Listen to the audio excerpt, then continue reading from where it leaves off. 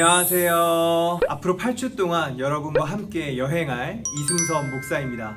갑자기 왜 뜬금없이 여행이냐고요? 코로나19 때문에 국내로도 해외로도 여행을 떠나기가 쉽지 않은 요즘인데요. 그래서 이 영상이 걸어서 세계 속으로 같은 여행 관련 콘텐츠냐? 아닙니다. 제가 말씀드린 여행은 우리가 흔히 생각하는 여행이 아닙니다. 여호수아처럼 행동하는 삶을 의미합니다. 코로나19로 인해 평범한 일상은 물론 평범한 신앙생활 자체도 어려워졌죠. 신앙인으로서 어떻게 살아가야 할지 고민이 참 많아지는 요즘입니다. 그 고민에 대한 답을 여호수아라는 인물을 통해 여러분과 함께 찾아보고자 합니다. 인생의 수많은 순간들 속에서 여호수아라는 인물이 어떻게 행동했는지를 배우고 그 배움을 우리의 삶에서 실제적으로 적용해 보려고 하는데요. 앞으로 8주 동안 성경 말씀을 통해 배운 것들을 여행의 또 다른 의미처럼 힘써 행하는 저와 여러분이 되기를 간절히 소망합니다. 여러분과 본격적으로 함께 다룰 첫 번째 여행, 여호수아처럼 행동하는 삶.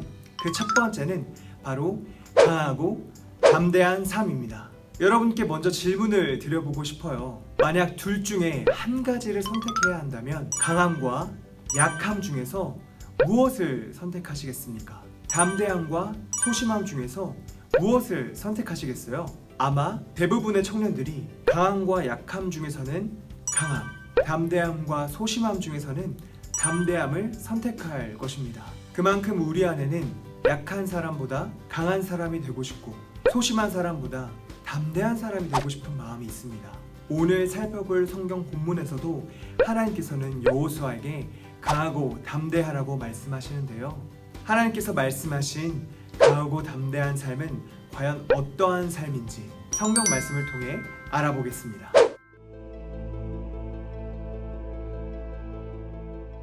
여호와의 종 모세가 죽은 후에 여호와께서 모세의 수종자 눈의 아들 여호수아에게 말씀하여 이르시되 내 종 모세가 죽었으니 이제 너는 이 모든 백성과 더불어 일어나 이 요단을 건너 내가 그들 곧 이스라엘 자손에게 주는 그 땅으로 가라. 내가 모세에게 말한 바와 같이 너희 발바닥으로 밟는 것은 모두 내가 너희에게 주었노니 곧 광야와 이 레바논에서부터 큰 강 곧 유브라데 강까지 해쪽 속의 온 땅과 또 해지는 쪽 태해까지 너희의 영토가 되리라. 내 평생에 너를 능히 대적할 자가 없으리니 내가 모세와 함께 있었던 것 같이 너와 함께 있을 것임이니라. 내가 너를 떠나지 아니하며 버리지 아니하리니 강하고 담대하라. 너는 내가 그들의 조상에게 맹세하여 그들에게 주리라 한 땅을 이 백성에게 차지하게 하리라. 오직 강하고 극히 담대하여 나의 종 모세가 내게 명령한 그 율법을 다 지켜 행하고 우로나 좌로나 치우치지 말라. 그리하면 어디로 가든지 형통하리니 이 율법책을 내 입에서 떠나지 말게 하며 주야로 그것을 묵상하여 그 안에 기록된 대로 다 지켜 행하라. 그리하면 내 길이 평탄하게 될 것이며 네가 형통하리라. 내가 네게 명령한 것이 아니냐. 강하고 담대하라. 두려워하지 말며 놀라지 말라. 네가 어디로 가든지 네 하나님 여호와가 너와 함께 하느니라. 여호수아의 이야기는 모세의 죽음으로부터 시작됩니다. 하나님의 종이자 이스라엘의 지도자였던 모세가 죽은 후에 모세를 보좌하던 여호수아는 모세의 뒤를 이어 이스라엘의 새로운 지도자가 되었습니다. 이 여호수아에게 하나님께서는 이렇게 명령하십니다. 모세 대신 이스라엘 백성 전체를 이끌고 요단강을 건너서 가나안 땅을 차지해라. 이 명령을 들은 여호수아의 기분은 어땠을까요? 물론 성경에는 여호수아가 느낀 감정에 대해서 자세히 기록하고 있지는 않습니다. 하지만 상상력을 조금 발휘해보면 하나님의 명령에 여호수아가 어느 정도 부담감도 느끼고 두려움도 느꼈을 것이라고 추측할 수 있습니다. 아마도 여호수아는 자신의 전임자였던 모세 때문에 부담감을 느꼈을 것입니다. 왜 그랬을까요? 모세가 어떤 사람입니까? 이집트에서 노예 생활을 하던 이스라엘 백성을 탈출시키는데 가장 큰 역할을 했던 사람입니다. 그뿐만이 아닙니다. 하나님께 직접 십계명을 받았던 사람이 바로 모세입니다. 그만큼 이스라엘 백성에게 모세는 굉장히 위대한 사람이었습니다. 그런데 이 모세가 죽었습니다. 신명기 34장 8절을 보시면 이스라엘 백성은 죽은 모세를 생각하며 무려 30일 동안 애곡했다고 기록하고 있습니다. 30일 동안 애곡할 정도로 모두에게 존경받는 사람이었던 모세에 이어 여호수아가 이스라엘의 새로운 지도자가 되었습니다. 그 부담감은 이 가뜩이나 부담을 제대로 느끼고 있는 와중에 하나님께서는 여호수아에게 이스라엘 백성을 이끌고 가나안 땅으로 가라고 하십니다. 이 명령은 단순히 가나안 땅을 방문하거나 여행하라는 명령이 아니었습니다. 가나안 땅에 이미 살고 있던 원주민들과 전쟁을 해서 그 땅을 정복하고 그곳에서 살라는 명령이었습니다. 예나 지금이나 전쟁은 두려운 일입니다. 생사가 달려있기 때문입니다. 자신의 목숨뿐만 아니라 이스라엘 백성 전체의 목숨이 달린 이 전쟁을 이끌어야 했던 여호수아는 굉장히 두려웠을 것입니다. 바로 이때 하나님께서 여호수아에게 말씀하십니다. 강하고 담대하라. 하나님께서는 자신의 명령에 부담감과 두려움을 느꼈을 여호수아를 격려하십니다. 그리고 이어서 여호수아의 사명을 다시 확인시켜 주십니다. 본문 6절 하반절입니다. 너는 내가 그들의 조상에게 맹세하여 그들에게 주리라 한 땅을 이 백성에게 차지하게 하리라.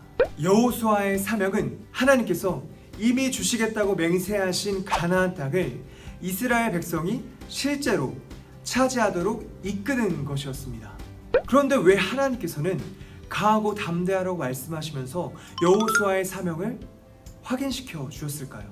하나님께서 말씀하신 강하고 담대한 삶은 자신의 사명을 아는 것, 자신의 삶의 목적이 무엇인지 아는 것에서부터 시작되기 때문입니다. 목적이 없는 삶은 흔들릴 수밖에 없습니다. 내가 왜 살아야 하는지에 대한 이해가 없다면 시련과 고난이 찾아왔을 때 쉽게 무너지게 됩니다. 하지만 목적이 있는 삶은 다릅니다. 분명한 목적이 있는 삶은 어떠한 시련과 고난에도 결코 무너지지 않습니다. 흔들리지 않습니다. 여러분은 왜 사세요? 여러분의 삶의 목적은 무엇입니까? 먹기 위해 사세요? 아니면 놀기 위해 사세요? 성경은 그리스도인이 이루어야 할 삶의 목적을 분명하게 제시합니다. 에베소서 2장 10절 말씀입니다. 우리는 그가 만드신 바라 그리스도 예수 안에서 선한 일을 위하여 지으심을 받은 자니. 성경이 제시하는 그리스도인의 삶의 목적은 무엇입니까? 그리스도 예수 안에서 선한 일을 하는 것. 내가 왜 공부를 하느냐? 내가 왜 취업을 준비하느냐? 내가 왜 직장에 다니느냐? 바로 그리스도 예수 안에서 선한 일을 하기 위해서. 바로 이것이 저와 여러분의 삶의 목적이 되어야 합니다. 그런데 하나님께서는 여호수아와 이스라엘 백성이 그들의 삶의 목적을 단순히 가나안 정복에만 두는 것을 원하셨던 것은 아닙니다. 더 나아가 그들이 정복한 가나안 땅에서 하나님의 율법을 잘 지키기를 바라셨습니다. 본문 7절과 8절입니다. 오직 강하고 극히 담대하여 나의 종 모세가 내게 명령한 그 율법을 다 지켜 행하고 우로나 좌로나 치우치지 말라. 그리하면 어디로 가든지 형통하리니 이 율법책을 내 입에서 떠나지 말게 하며 주야로 그것을 묵상하여 그 안에 기록된 대로 다 지켜 행하라. 그리하면 내 길이 평탄하게 될 것이며 내가 형통하리라. 하나님께서는 이스라엘 백성들이 가나안 땅을 정복하는 것에서 끝나는 것이 아니라 결국에는 하나님의 율법, 하나님의 말씀을 잘 지키기를 바라셨던 것입니다. 여러분, 물론 지금 우리가 하고 있는 일도 중요할 수 있어요. 하지만 하나님께서는 우리가 지금 하고 있는 일 자체보다 그 일을 하면서도 하나님의 말씀을 잘 지키고 있는지에 더 관심을 갖고 계십니다. 내가 공부를 하면서도, 내가 취업을 준비하면서도, 내가 직장에 다니면서도 하나님의 말씀을 잘 지키고 있는지, 하나님의 궁극적인 관심은 바로 여기에 있다는 것입니다. 그렇다면 하나님의 말씀을 잘 지키기 위해서 우리는 어떻게 해야 할까요? 8절에 나와 있듯이 말씀이 입에서 떠나지 않을 정도로 늘 읽고 밤낮으로 말씀을 묵상해야 합니다. 이 묵상하다라는 단어는 히브리어 원어로 하가라고 하는데 이 단어에 담긴 원래 뜻은 중얼거리다입니다. 그러니까 하나님의 말씀을 잘 지키기 위해선 그 말씀을 밤낮으로 항상 중얼거려야 한다는 것입니다. 하나님의 말씀을 항상 중얼거리면 스스로가 계속 그 말씀을 듣게 되고 스스로가 계속 그 말씀을 듣게 되면 그 말씀이 자기의 생각을 지배하게 되고 그 말씀이 자기의 생각을 완전히 지배하게 되면 결국에는 하나님의 말씀을 잘 지킬 수 있다는 것입니다. 중요한 선택의 갈림길에 섰을 때 밤낮으로 묵상했던 하나님의 말씀이 선택의 기준이 되어서 하나님의 말씀을 지켜 행하는 삶, 바로 이것이 하나님께서 말씀하신 강하고 담대한 삶입니다. 마지막으로 하나님께서는 여호수아에게 이렇게 말씀하십니다. 본문 9절입니다. 내가 내게 명령한 것이 아니냐? 강하고 담대하라. 두려워하지 말며 놀라지 말라. 내가 어디로 가든지 내 하나님 여호와가 너와 함께 하느니라 하시니라. 하나님께서는 이미 5절에서도 동일하게 약속하셨습니다. 내가 모세와 함께 있었던 것 같이 너와 함께 있을 것임이라. 내가 너를 떠나지 아니하며 버리지도 아니하리니.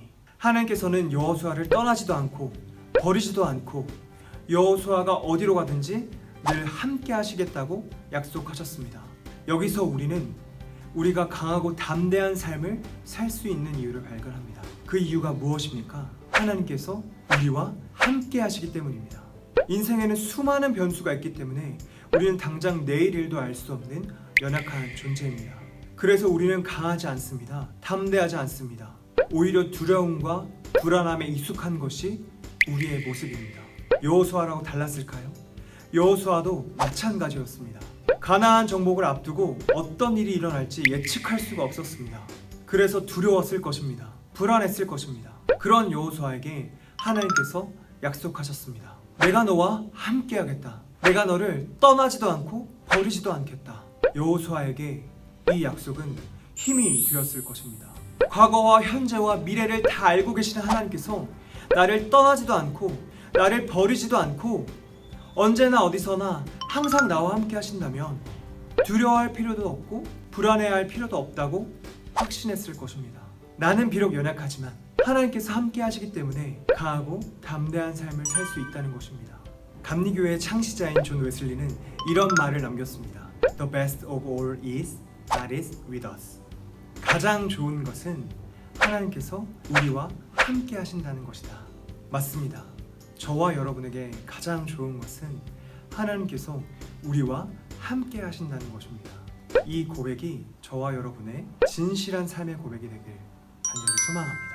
제22차 양육반에 신청한 청년들에게 주어지는 첫 번째 미션, 하나님의 말씀을 중얼거려라. 여러분의 눈길이 자주 가는 곳, 예를 들면 모니터나 책상, 다이어리 등의 여호수아 1장 9절 말씀을 잘 기록해서 붙여두시고 눈길이 갈 때마다 그 말씀을 계속 중얼거려 보세요. 일주일 동안 이 미션을 잘 실천해 주시고 미션을 수행하면서 느낀 점을 다음 주 금요일 저녁에 함께 나눠주시면 되겠습니다. 하나님의 말씀을 잘 묵상해 보기 위한 아주 작은 노력이니 기쁨으로 함께 해주세요. 여호수아 1장을 통해 하나님께서 말씀하신 강하고 담대한 삶이 무엇인지 살펴보았습니다. 여호수아를 끝까지 읽어보시면 아시겠지만 여호수아는 하나님께서 말씀하신 강하고 담대한 삶을 실제로 살았던 사람입니다. 자신의 사명, 자신의 삶의 목적이 무엇인지 알았고 끝내는 그 목적을 이루었고 하나님의 말씀을 항상 묵상할 뿐만 아니라 잘 지켜 행했으며 삶의 마지막 순간까지도 하나님을 선택하면서 하나님과 늘 동행하는 삶을 살았습니다. 바라기는 저와 이 영상을 시청하는 청년 여러분 모두가 여호수아가 그랬던 것처럼 강하고 담대한 삶을 살아가게 되기를 바랍니다. 하나님께서는 그런 삶을 살아가고자 애쓰고 노력하는 청년 여러분을 통해 반드시 일하실 것입니다. 그럼 다음 여행에서 만나요. 안녕.